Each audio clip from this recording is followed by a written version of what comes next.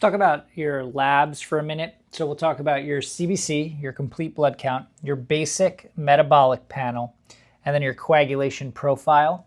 And if I could kind of like pick one of each, what I think is most important. So in your CBC, I think what's most important, and again, don't get me wrong, all these things are important. They all serve their purpose. But like my number one probably is my hemoglobin, okay? Because that's what's going to bind oxygen and then deliver oxygen to my tissues. So this is like what's keeping me alive. My white blood cell count is what's fighting off my infection. And then my platelets are what are creating a platelet plug so that if I have bleeding, they can stop the bleeding. So again, all these are important, but if I had to pick one, I'd say hemoglobin is most important because that's delivering oxygen to tissues, and without that, you're not alive. Now, what about your basic metabolic panel here?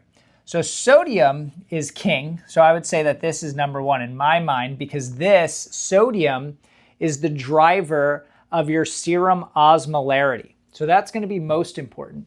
And then next, I think potassium, because if your potassium is too high, you can have a cardiac arrest. So both of these are extremely important monovalent cations in our blood, okay? Then I would say I'd come over here to creatinine because that's going to give me an underlying idea of how my kidneys are functioning. And then of course, we need our blood glucose under control so that we're not a diabetic. And then in the coagulation profile, I'd say number one would be like my INR.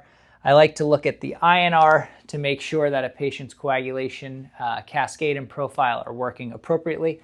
But again, all these things obviously work harmonious together.